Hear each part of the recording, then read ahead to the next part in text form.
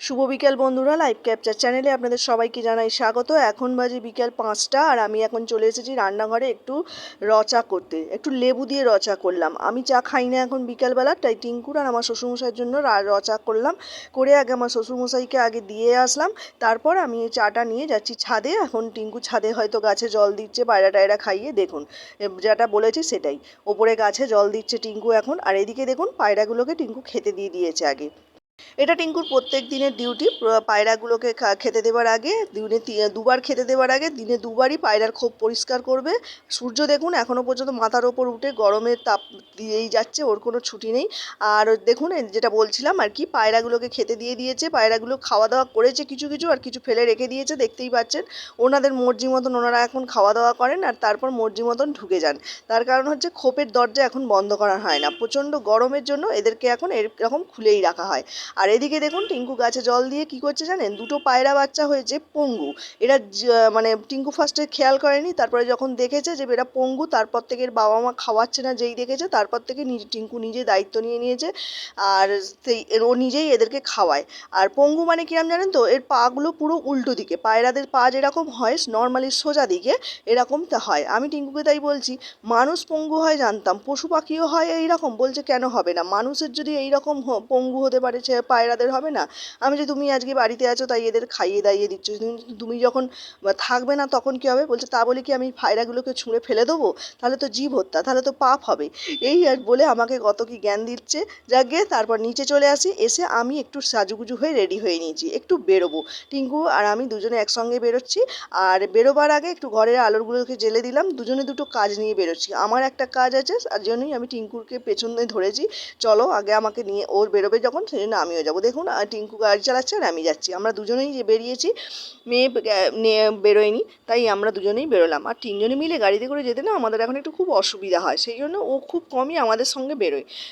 আমি আর একটা কথা বলে রাখি, আমি হয়তো ভালো করে রাস্তাঘাটে বেরোলে আপনাদের সাথে ভিডিও করতে পারি না, কিছু মনে করবে না। আমার এখনও না সেই লজ্জা লজ্জা ভাব লাগে, জানি না কবে সেই লজ্জা ভাব কাটাতে পারবো। যেদিন কাটাতে পারবো সেদিন হয়তো আরও ভালোভাবে আপনাদের সাথে ভিডিও শেয়ার করতে পারবো। কিছু এখন টিঙ্কু দাঁড়িয়ে পড়েছে, যে টিঙ্কুর যে দোকানে, এইখানে একটা দোকান আছে, দোকানে কাজ ছিল, মানে কিছু সারটার ওর গাছের কেনার ছিল। দোকানটায় খুব ভিড়ও হয়েছে, তাই টিঙ্কু দাঁড়িয়ে আছে।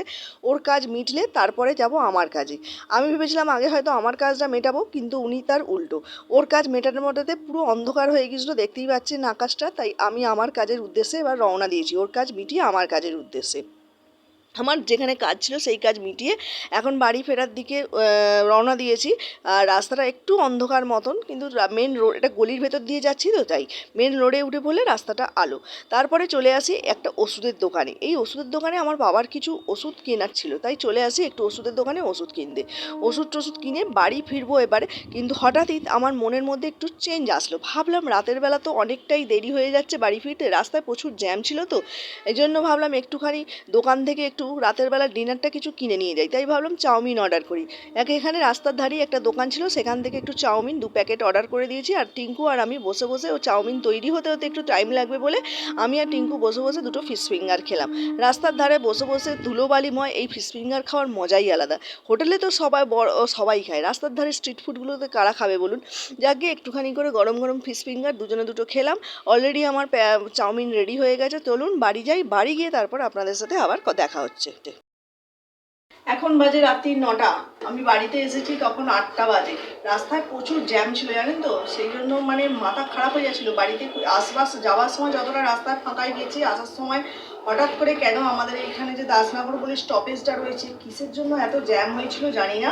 যাই হোক, বাড়িতে এসেই একটুখানি হাওয়া খাচ্ছিলাম, কারণ গাড়িতে চলছে যতক্ষণ ততক্ষণ ঠিক আছে, তারপরে গাড়ি থেকে নামলে যে গরম, মানে কি বলবো, নাজেহাল অবস্থা। তারপরে যেহেতু আমার শ্বশুরমশাই খাবারটা করে রেখে যায়নি আজকে, একটু দুটো কাজ নিয়ে বেরিয়েছিলাম, তাই তাড়াতাড়ি বেরিয়েছিলাম। তাই এসে আগে আমার শ্বশুরমশাইয়ের খাবারটা রেডি করলাম। এই দেখুন আমার শ্বশুরমশাইয়ের খাবার রেডি হয়ে গেছে, রাতের বেলা রুটি তরকারি আর আম। এটা ওনাকে দেবো এখন, উনি টিভি দেখছেন, জাস্ট খবরটুকু দেখছেন। আর আমাদের তো রাতের বেলার জন্য চাউমিন কিনে নিয়ে চলে এসেছি, যাতে না আর রুটি করতে হয়, সেই জন্য। এখন আমি যে জিনিসটা বানাচ্ছি রাতের বেলা, সেটা একটু আপনাদের সাথে শেয়ার করি। এই যে দেখছেন, এটা হচ্ছে দুধ। আশা করি বুঝতেই পারছে, কি আর বলবো। যাকে আর দুধটা আমি এখন জাল দিচ্ছি। দুধটা ভালো করে জাল দিয়ে দিয়ে অনেকক্ষণ ধরেই ফোটাচ্ছি। ফুটিয়ে ফুটিয়ে অনেকটা যখন ঘন হয়ে যাবে, আর এটাতে না আমি বাতাসা দিয়েছি জানেন তো, হালকা করে সাদা বাতাসা দিয়েছি। হালকা নয়, ভালো মতন, ভুল বললাম, সাদা বাতাসা দিয়েছি। আর দুটো না তিনটে লাল বাতাসা ছিল, সেটা দিয়েছি।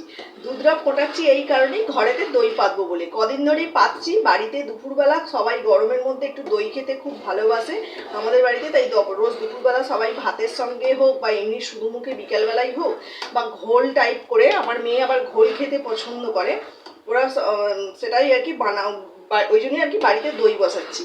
যাকে দুধটা আমি জাল দিয়ে দিয়েছি। আর আমি দুধটা কিভাবে বানাই আমি সেটা একটু আপনাদের সাথে শেয়ার করি। আর কারণ সবাই একই রকম নিশ্চয়ই আশা করি বানাবে। যাই হোক, আমি দই কীভাবে পাতি সেটা একটু আপনাদের সাথে শেয়ার করি। এই যে দেখুন, আমি আগের দিন দই পেতেছিলাম, একটুখানি রয়েছে দেখতে পাচ্ছেন। এই গরম দুধটা নয়, দুধটা আর একটু ঠান্ডা হবে, ঠান্ডা হলে তারপরে আমি এই দইটার সঙ্গে এই বাটিটাতে মিশিয়ে দেবো। দিয়ে এটা আজকে একটা কোনো গরম কিছু চাপা দিয়ে রেখে দেবো। রেখে দিয়ে কাল সকালবেলা আমি এটাকে এবার ফ্রিজে, মানে এটা জমে গেলে তারপরে ফ্রিজে ঢোকাবো। ঠিক আছে, চলুন দুধটা আগে ঠান্ডা হোক, তারপরে এতে মেশাবো। এই যে দেখুন, ওদিকে দুধটা ঠান্ডা হচ্ছে আর আমার সন্টু বাবাকে চলে এসেছি, আমার মুখের দিকে দেখছি, ওকে চলে এসেছি এখন দুধটা খাওয়াতে। কারণ 3 বেলা যখনই দুধ দিয়ে যাই, কিছু খাওয়াই না কেন, আর ও রোজ প্রত্যেকদিন রাতের বেলা যেহেতু দুধ রুটি খায়, এই রাতের বেলা সকালবেলা আমি ওকে এইভাবেই খাওয়াই। যাকে চলুন ওকে এখন ঝটপট করে খাইয়ে দিই। বদমাইশ ছেলে, দুষ্টু ছেলে, পচা ছেলে, নোংরা ছেলে, একদম ভালো ছেলে নয়। কেউ আপনারা ওর হয়ে ভালো সাপোর্ট করার কথা বলবেন না। চলুন আগে ঝটপট করে দুধ রুটি খাইয়ে দিয়ে ওকে। গলুকে খেতে দিয়ে এসেছি, গলু নিচে খাচ্ছে, এখন সন্টুকে দুধটা খাইয়ে দেবো, ততক্ষণ ওদিকে দুধটা ঠান্ডা হয়ে যাবে। এদিকে দেখুন দুধটা আমার ঠান্ডা হয়ে গেছে, আমি এবার এই দইটাতে মিশিয়ে দেবো। যে কাটা দইটা আছে তার সঙ্গে এই দুধটা ঢেলে দেবো।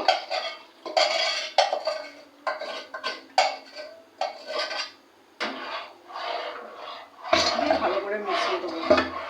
যে টক দইটা রয়েছে তার সঙ্গে এইটাকে ভালো করে মিশিয়ে দেবো।